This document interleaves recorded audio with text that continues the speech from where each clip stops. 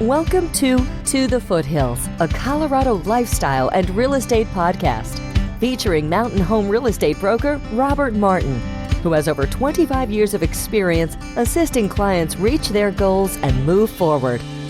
Tune in each week for a dynamic conversation with experts, Colorado adventurers, and residents that explores the ins, outs, and specific nuances of buying the perfect mountain home or selling your dream home in Evergreen, Conifer, Bailey, and surrounding areas to catch a glimpse into the Colorado lifestyle that's a part of you. Welcome to the podcast today. Our guest is myself and Grant Martin. We're going to be turning the tide a little bit today. Grant will be interviewing me just to see what some insights are into my life and who I am. So I appreciate you being here, Grant. Thank you. Thanks for having me, Dad. Good to be here. No, I appreciate you taking time this morning. I like your flag too. That's cool. Thank you. Got to rep the Colorado. Cool. How are things going today? Going well, waking up, it's sunny outside. It's a good day to be in Colorado. It's every day you wake up here, it feels like it's a good day. Started off the day happy. So feeling good. Yeah, I agree with you. There's really no other place I'd rather live at this time in my life. I guess when if you start splintering off, you do have a brother and a sister. When you guys, if you do go to other places, then we'll see what that happens. But if we end up going elsewhere, but we love it here. So I agree. Mm-hmm. I don't have a ton of life experience, but I did live in Lawrence, Kansas for 2 years, and that was great. But I was happy to be coming back to Colorado for sure. Yeah, for sure. I agree. There's a lot to do. Are you looking forward to skiing this year or some? I'm very much looking forward to being back on the slopes. It's been a couple years, so it'll be nice to I have my skis. I need to find them and tune them up and get ready to go. So it should be fun. Well, that's great. It should be a good year. Plus, just every other thing, going to some Broncos games and Nuggets games and kind of getting back into the sports scene here in Denver. So I'm very excited. All right. Ready to get started, Robert? Let's do it. Yes. All right. So tell me a little bit about yourself, your background, and how you first began to develop your negotiating skills. I grew up in a small town in Colby, Kansas, and I had 7 siblings, and I was the 7th of 8. So my oldest brother was 12 years older than me. He was pretty much out of the house. So I was kind of raised by myself. But I guess, at the dinner table, sometimes I would stick around and try to negotiate an extra helping of mashed potatoes or, maybe some, roast beef, what have you, whatever we had. But I think, growing up in that atmosphere, there's a lot of different personalities, and you just learn to kind of assimilate and get to know different people and how best to work with different people. So I think growing up that way was helpful as far as just different types of personalities and getting to know how to kind of be most effective, I guess, or a good communicator with different personalities. I mean, I grew up with only 2 siblings, so I can see that being a much different dynamic growing up in that kind of household. Yeah, for sure. But and also just all your friends too, Grant. I mean, the people you meet and the interactions you have with teachers and, along the way and mentors and just family and friends, it's kind of how it all comes into play, I guess. Oh, for sure. Yeah. A little nervous there. Whatever Me? questions. Yeah. I'm teasing. Grant is a kind of a podcast aficionado. He listens to a lot of podcasts, and I'm pretty new at this. And so when I started doing podcasts, Grant was good to critique me and tell me I needed to be a little bit more personable and that sort of thing. So I've kind of done that, and he's been helpful in that sense. So I'm just giving you a hard time. So it's right under Big Cat and PFT. So yeah, for sure. So you studied broadcast journalism in college and worked in radio for 10 years. What did you get out of that experience, and kind of what did you learn from that to get to where you are today? Well, I really enjoyed it. And I grew up, like I said, I grew up in a small town, and I wanted to kind of become a big time radio announcer. I kind of missed the boat there, but I did enjoy what I did when I went to school at Colby Community College and then Kansas University.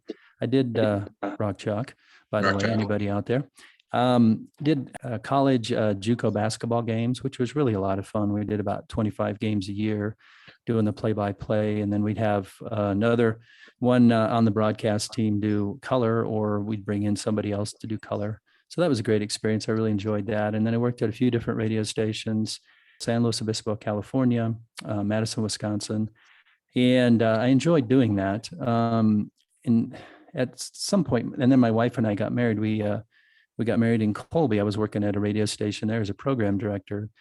And we moved to Madison, and that's where I was working. The last job I had there, and the fellow fired me and hired his girlfriend. The real estate business there's a lot of ego, and don't get me wrong, it's a lot of fun and all, but it wasn't working out so well. So I decided to get my real estate license. But my time in real estate was fun. Or my time in radio rather, because did lots of different types of commercials, and I had a lot of good experiences interviewing some country music singers when I was at the radio station in Colby, and got to do some things I probably wouldn't have done otherwise.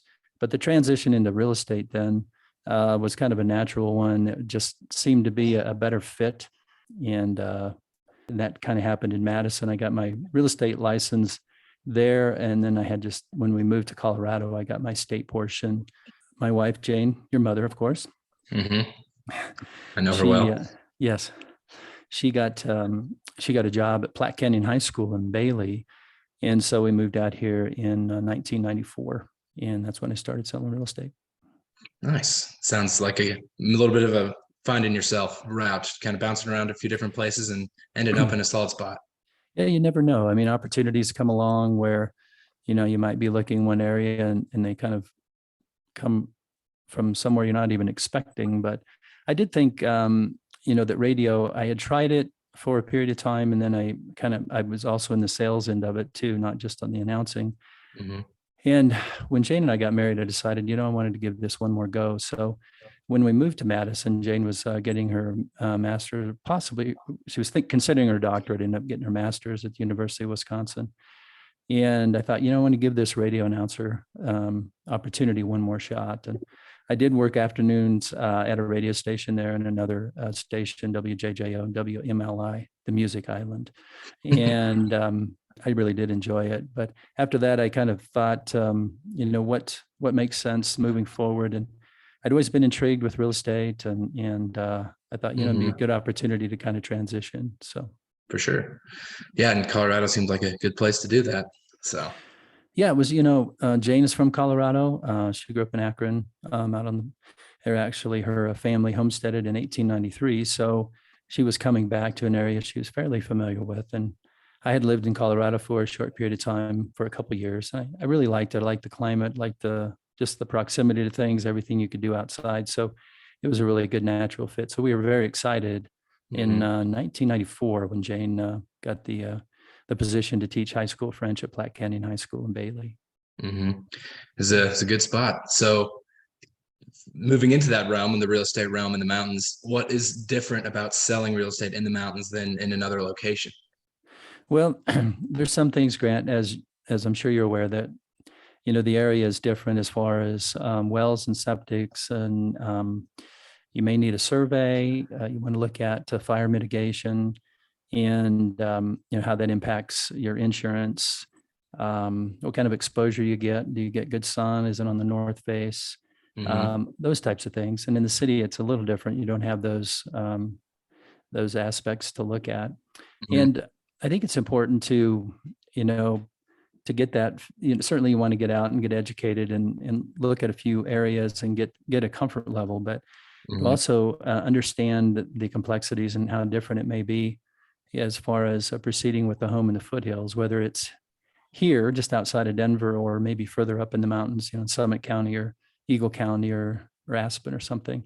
There's just different complexities or different elements to the purchase that you want to look at. And you want to make sure you do your due diligence and have all those things looked at, whether, it's getting a real complete survey. So you know exactly where all your property lines are, mm-hmm. making sure your well and septic are tested. In Jefferson County and in Park County, that's something that the seller does. They do a septic inspection and make sure everything is working appropriately there. So those things are a little different. So it's just knowing, to be aware of those things that are a little different than maybe purchasing in the city in a lot and block subdivision.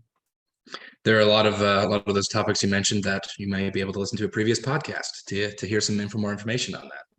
So Yes, there's been a lot of information on those topics as well. Yeah, that's a good point, Grant. We do have podcasts on survey matters. Also, we have a podcast with Scott Fitzke, who is an attorney, and a couple on fire mitigation with Elk Creek Fire Department with Chief Jacob Ware, and then also on fire mitigation, hazard insurance, different things like that, and kind of brings that a little bit more into focus, those things that you may want to look at or be aware of. So good point. Thank you. Nice job there. All righty. So with all those considerations, once you go through the process of buying a home, what are the benefits of buying a mountain home, living in the mountains? What are some of the things you can get out of that? Well, you can answer that question as well, because you've lived here for many years of your life.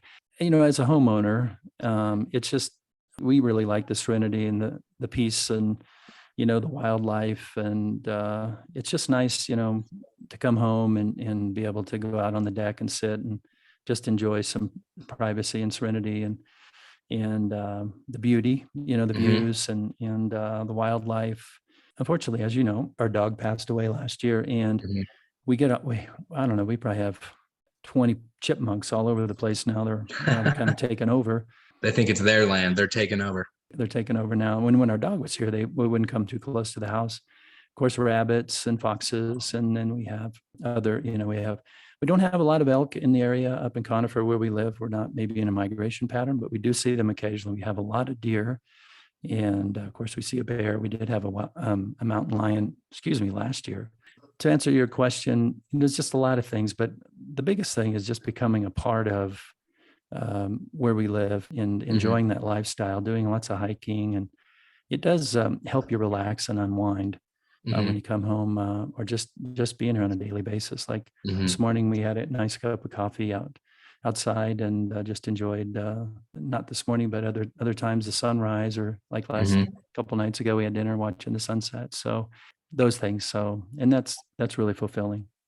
For sure. Yeah. One thing I always liked growing up as well is you're not in the city, but you're close enough to the city to where you can have the big city amenities, such as professional sports teams, or if you need to go out to somewhere and go to the Dick's Sporting Goods and get a new baseball bat or whatever, you can make that trip, but you're not living in the city all the time. You're far enough away to where you're a little detached and you have your own kind of, I don't want to say paradise, but a nice little area to where it feels more calm and peaceful. I think that's a good way to phrase it, Grant, is paradise. I mean, you can call it whatever you want, but everybody has, there's so many different types of property sizes and shapes and where they're at as far as how much acreage they have. And I think people feel that way. We all kind of share a common interest in enjoying life and kind of live and let live and being part of this, where we are, whether it's the wildlife and the scenery and that sort of thing, and really embracing that. So I think that's a good way to put it. But I certainly, I appreciate what you're saying. And a question for you, Grant, what do you, aside from, I know you're a big sports fan, aside from that, what types of activities do you like to participate in outside? And what have you, grown to really appreciate since you grew up here? Well, since growing up, we would go on a lot of hikes. There's a lot of even just in the Conifer Evergreen area, a lot of great places to go out, do a quick 2-mile hike or longer 8-9 mile hikes, or you can find whatever you want hiking. I enjoy skiing. I obviously haven't been able to do it the last couple of years because being in Kansas, but going to Loveland or back in 5th grade when you got the 3 free days to every ski resort in Colorado, went up to hit Keystone, and I think I might have gone to Copper Mountain a few times. So skiing is a good one. And then my personal favorite, I love the fall season, and fall in Colorado is awesome. So this year I'm very excited to go just find different places to see the leaves in the mountains. Kenosha Pass is a great one. A couple of years ago, I went to Maroon Bells with my girlfriend, Abby, and we spent some time there and saw the leaves. This year I'm looking up to maybe going to Crystal Mill, something I've been wanting to do for a while.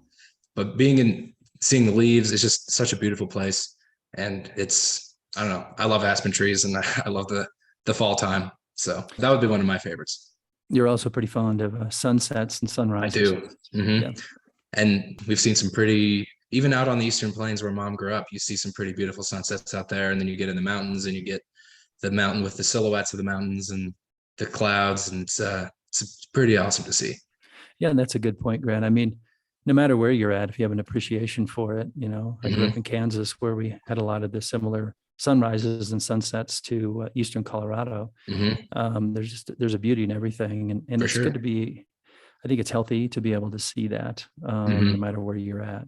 Absolutely. So another question for you, what were you doing in Kansas? So I went to the University of Kansas to complete my master's degree in civil engineering with an emphasis in structural engineering. So I went to the Colorado School of Mines in Golden to get a bachelor's degree. Worked there for 4 years, worked for a year in the tech center, and then went out to Kansas.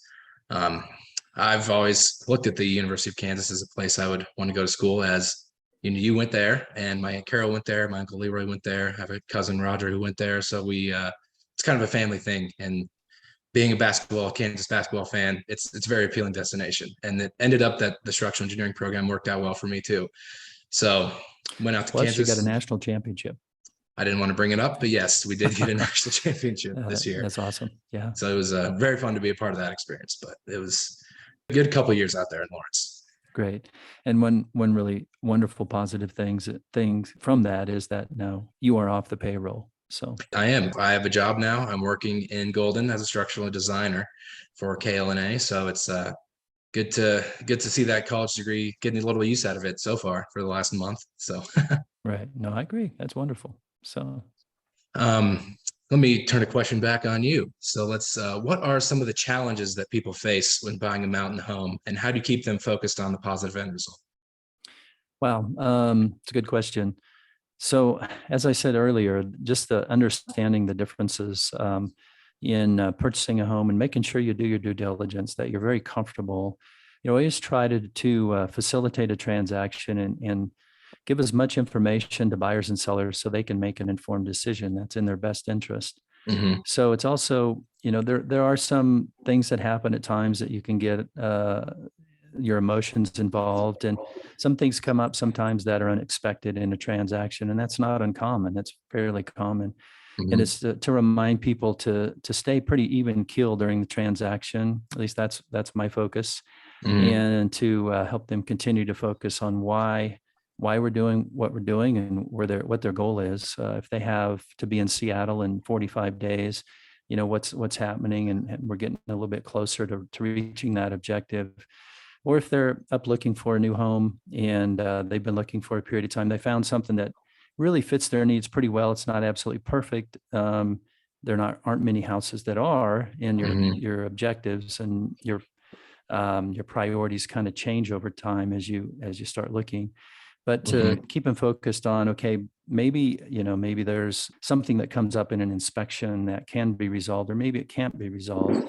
And can we work that out and kind of just keep moving forward? So I guess the biggest thing is to be even keel, not try to get too caught up in either side of the emotions, and keep them focused on facts and moving forward to obtain their objective.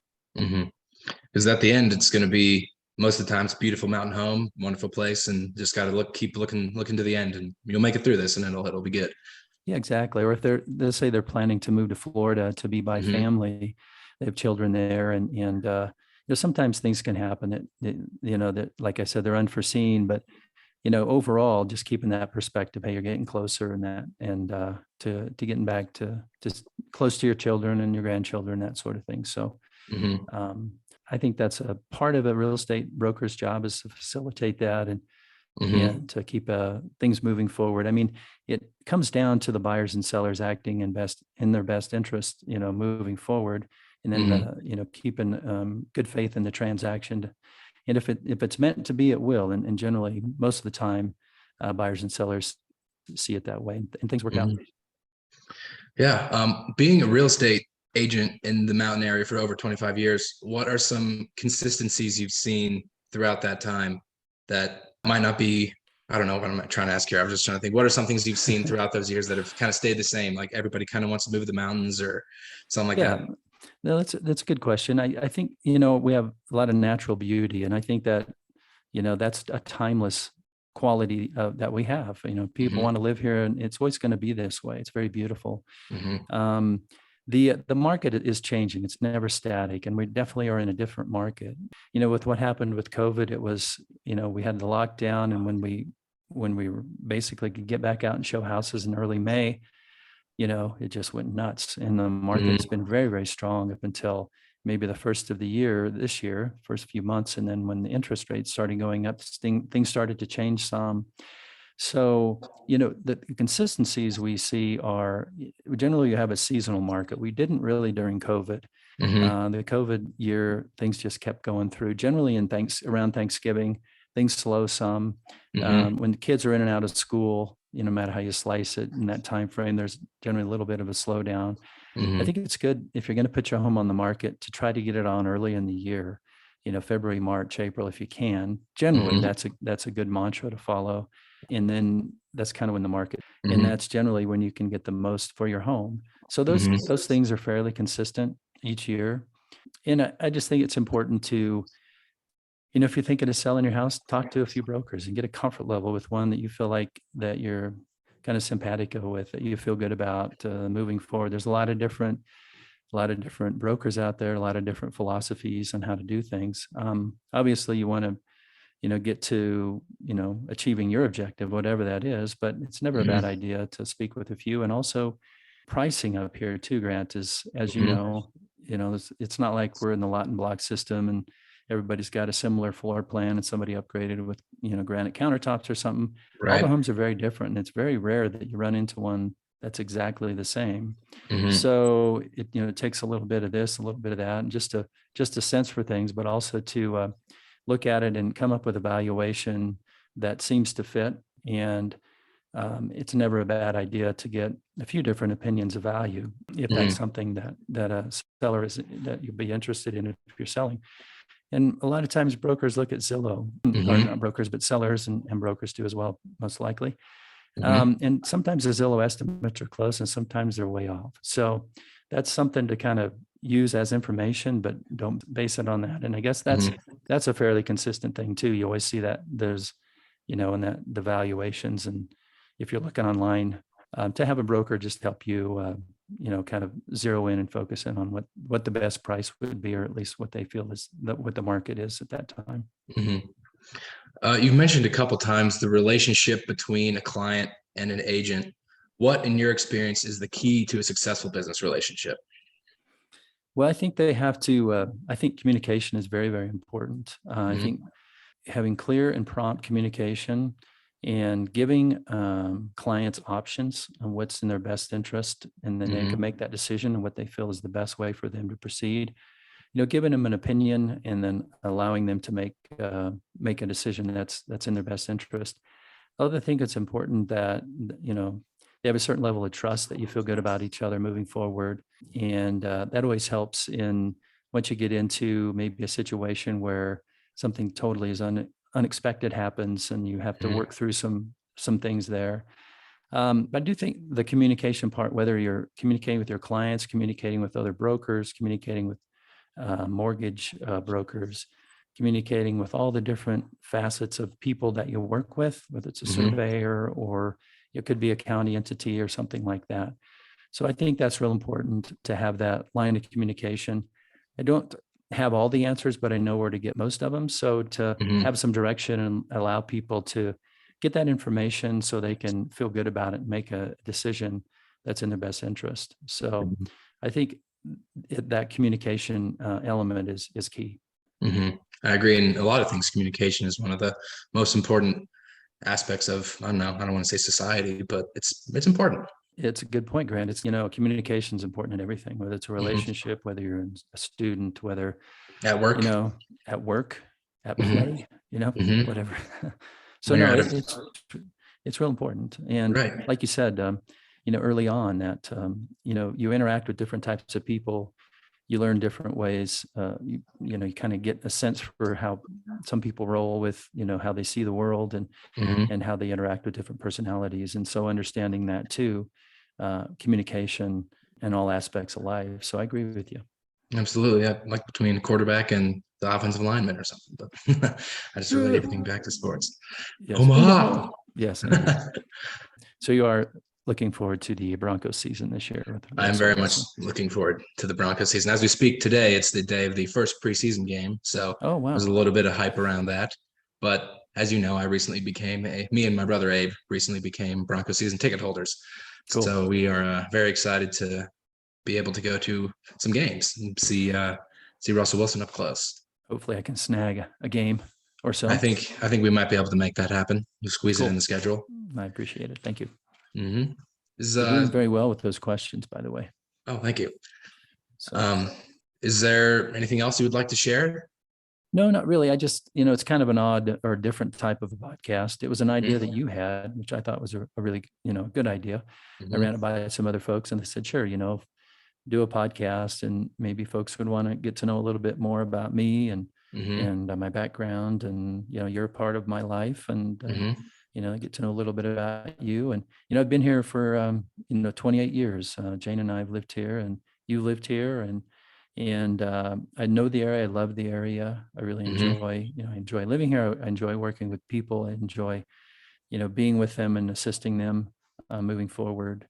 So, that's about it really, I guess. Yeah. So really nothing else to add.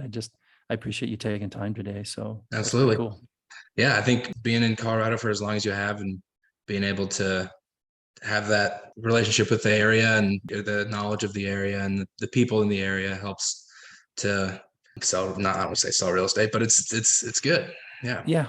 I think it does. It experience is power and, and knowledge, all that's helpful. So like I said, I don't know all the answers, but I know where to get most all of them. And, I try not to be judgmental of anyone, whatever they're looking for, all different price ranges. If I can assist, they can certainly ask me all kinds of questions and I'll give them what I got. And hopefully, they can glean information that will be helpful in that process. But it is a place that, there's really no other place I'd rather live at this time in my life. And I know Jane feels that way.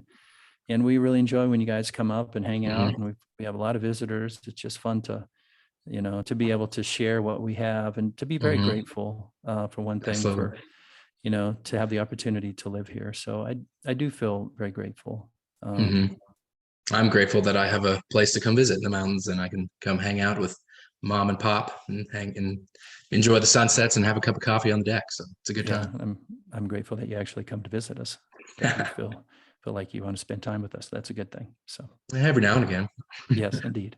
All right. Well, thanks. All right. Well, thank you, Grant. I appreciate you taking time today. Thanks, Dad. Good to chat. Good to chat. To the Foothills, a Colorado lifestyle and real estate podcast. On the podcast, I interview real estate experts, Colorado adventurers, and residents who enjoy the serenity and lifestyle of living in our mountain communities. Tune in each week for a conversation that explores the ins and outs of buying the perfect mountain home or selling your dream home, and catch a glimpse into the Colorado lifestyle that's a part of you.